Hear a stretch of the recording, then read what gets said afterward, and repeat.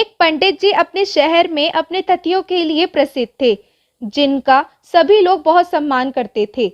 पंडित जी के दो शिष्य थे, नीरज और रोहित, जो कि पंडित जी के साथ ही रहा करते थे। एक दिन इस सेठ ने पंडित जी को निमंत्रण किया, पर पंडित जी का एकादशी का व्रत था, तो पंडित जी नहीं जा सके। पर पंडित जी ने अपने दो शिष्यों को सेठ के यहाँ भोजन के लिए बोला।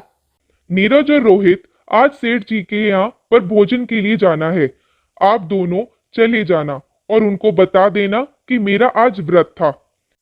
यह बोलकर वो वहां से चले गए। दोनों शिष्य बहुत ही खुश कि उनको भोजन के लिए सेठ के यहाँ जाना है और बहुत सारे पकवान और दीक्षा मिलेगी। ये सोचते हुए वो सेठ जी के यहाँ पर पहुंच गए, जहां उनका बहुत सम्मान किया गया और बहुत तरह के पकवान बनवा रखे थे और मिठाइयां भी। और वो दोनों भोज करके बहुत ही खुश थे और दीक्षा लेकर घर की तरफ चल दिए। जब दोनों शिष्य वापस लौटे तो उनमें एक शिष्य दुखी और दूसरा प्रसन्न था।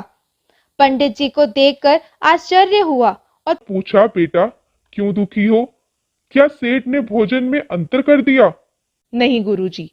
क्या सेठ ने आसन में अंतर कर दिया? नहीं। गुरुजी। क्या सेठ ने दक्षिणा में अंतर कर दिया? नहीं गुरुजी, बराबर दक्षिणा दी। 200 रुपए मुझे और 200 रुपए दूसरे। अब तो गुरुजी को और भी आश्चर्य हुआ और पूछा, फिर क्या कारण है जो तुम दुखी हो? तब दुखी चेला बोला, गुरुजी मैं तो सोचता था सेठ बहुत बड़ा आदमी है, कम से कम 1000 रुपए दक्षिणा देगा, पर उसने 200 रुपए दिए, इसलिए मैं दुखी हूँ। अब दूसरे से पूछा, तुम क्यों प्रसन्न हो? तो दूसरा बोला, गुरुजी मैं जानता था कि सेठ बहुत कंजूस है, 50 से ज्यादा दक्षिणा नहीं देगा, पर उसने 200 रुपए दे दिए तो मैं प्रसन्न हूँ।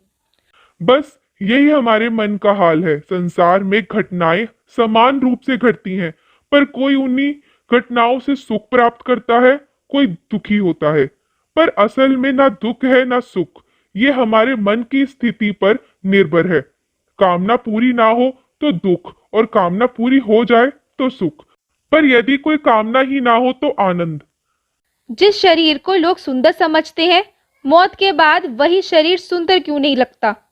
शरीर में कोई सुंदरता नहीं है, सुंदर होते हैं व्यक्ति के कर्म, उसके विचार, उसकी वाणी, उसका व्यवहार, उसके संस्कार और उसका चरित्र। जिसके जीवन में यह सब है, वही इंसान दुनिया का सबसे सुंदर शख्स है। यदि आपको हमारी ये कहानी पसंद आई हो तो कृपया लाइक और शेयर करें, और ऐसी रोमांचक कहानियां सुनने के लिए हमारा चैनल सब्सक्राइब करना ना भूलें।